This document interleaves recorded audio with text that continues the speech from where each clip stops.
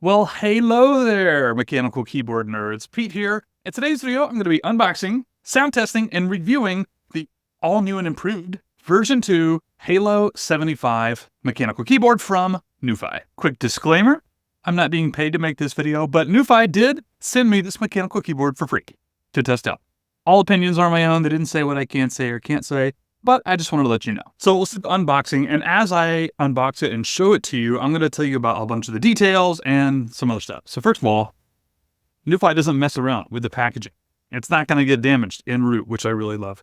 So if you've watched any of my other videos, which I'm assuming you haven't, I'm actually a big fan of NuPhy. They build the best pre-built keyboards for under like a couple $100, right? This one is like $100, $120, $130, something like that. They make some that are even a little bit cheaper. I just love them. I have 3. This one is my daily driver at the moment, my Bluetooth daily driver, and it's the smaller version of this. This is the Halo75. It's got some upgraded keycaps, but I absolutely adore it. I really do. Fantastic quality for the price, sound, feel, features. The NuPhy team, I sound like a big fanboy. This is not my review, but I have to say, out of their keyboards that I've tried so far, I'm a huge fan. I'm hoping this one will be the same. It looks like they sent me Mojito.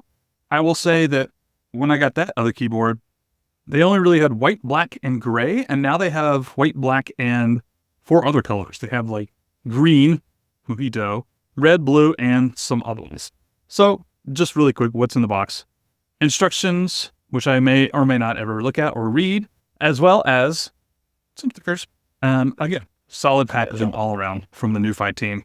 It's nothing worse than ordering anything, literally, and having it broken or messed up when it arrives to you. You fully get a keyboard and a kit, but it's fancy. NuPhy is in here. Okay. Keycap puller, switch puller, pretty standard. Extra something. These are just some cool extra keycaps and such in there. They do have a braided, nope, not braided, but a nice cable. Looks like USB cable. This is a very fast Bluetooth, which I'll talk about in just a second. They have 3 switches, which are all different colors. I actually have no idea which switches they sent me. I didn't choose. They just kind of chose one.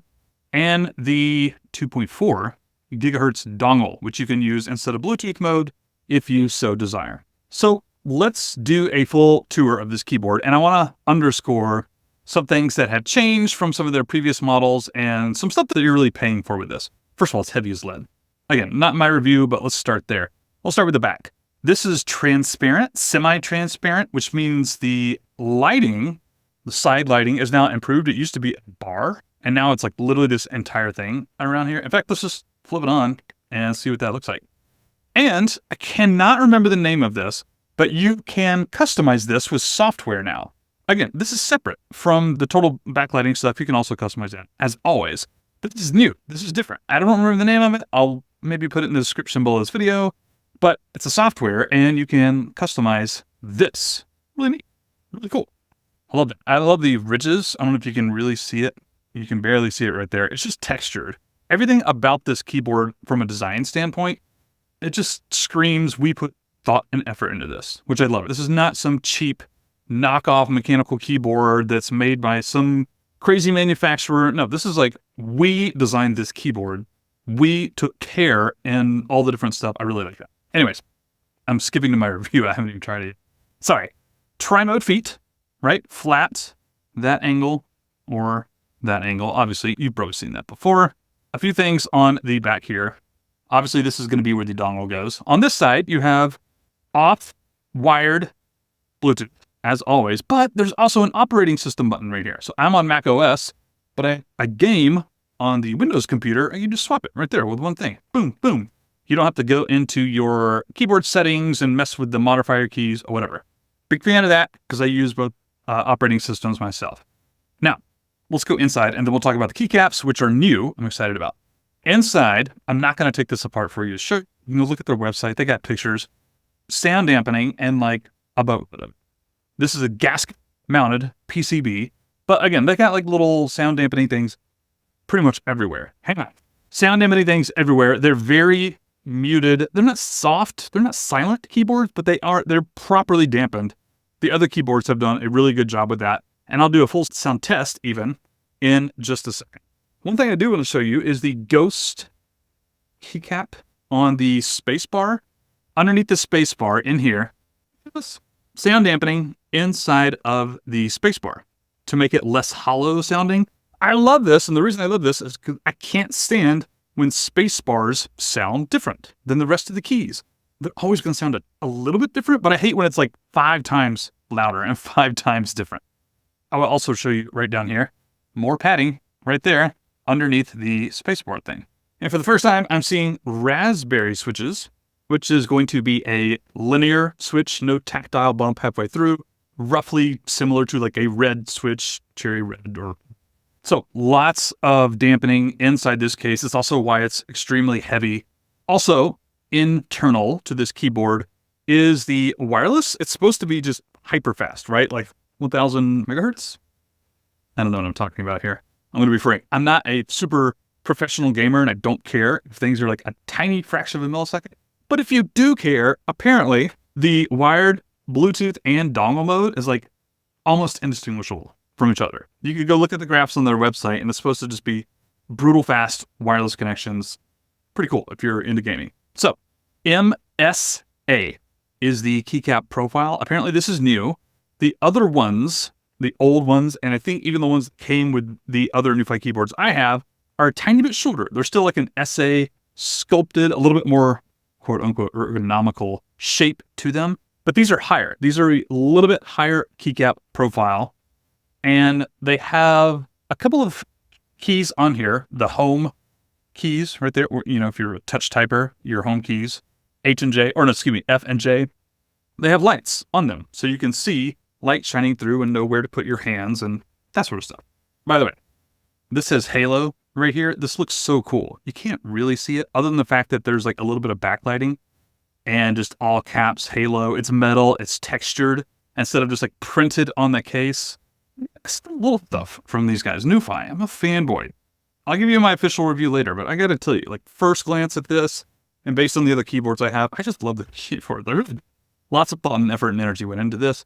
And this blinking light is absolutely driving me crazy. So let me share my screen and let's go and try to connect this. I always do this just because sometimes these keyboards are really difficult to manage and do this. See all my other NuPhys over here. Let's put it in pairing mode. Function 1, version 2, connect. And let's open up a text doc. And let's open up a text doc. Make sure it's working. That's good. And yep, I have it on Mac mode, the switch, so it just works on Mac by default. I'm a huge fan. All right, enough rambling. Let's dive in and do a sound test of the Halo75.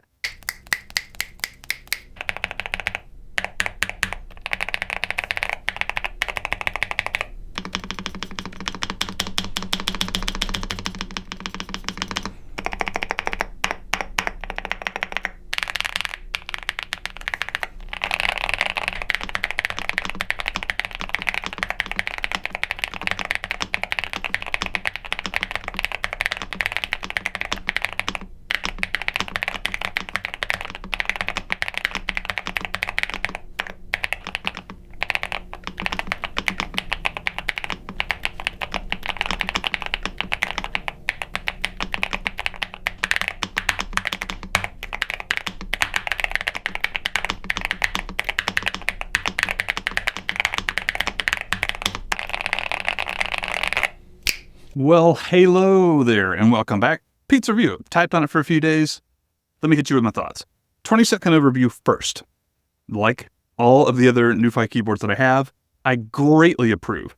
You will not find a better mid-range budget pre-built keyboard than these. I've typed on dozens and dozens. These are my favorites.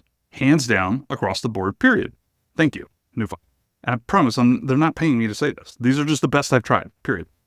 Okay, pros and cons and standout features. Let's talk about that just for a couple minutes. So pros, number one, and the thing that really sets this keyboard apart from all the other NuPhys, lighting. It's really bright. I even have this, like, that's the medium setting for this right here, like in brightness. It's super bright. That could be a con if you're not into, in fact, all my cons, by the way, in this video are kind of like maybe cons. They might be cons for one person and not cons for another. or they could be balanced out by the settings on the keyboard. It's weird. If it had a con, it would be, I'm not into backlighting. RGB, I always want to say like rated battleground, RBG, instead of red, green, blue, RGB. Doesn't matter. There's a lot of lighting. And if you don't like that, you can just turn it off. I usually don't. I like a little bit of soft glow on the side lighting, but I don't like anything up here. And here's my first pro. You can change them separately really easy. This function arrow keys modifies what's on the actual keyboard itself. You can see I just turned it all the way off right here. But the side lighting is separate. The halo lighting, whatever they call this, is separate. You can hold function M and then do the arrow keys to change this separately. Brighter, softer, different designs, different hues, or whatever. I think that's really cool. Actually, I think that's kind of necessary on a keyboard with this much light. I mean, it pumps out the light. If you're into like backlighting and stuff, you could just turn off your lights and light up the damn neighborhood with this thing. But anyways, you can control this separately from this, and I think that's a huge standout feature. Really cool.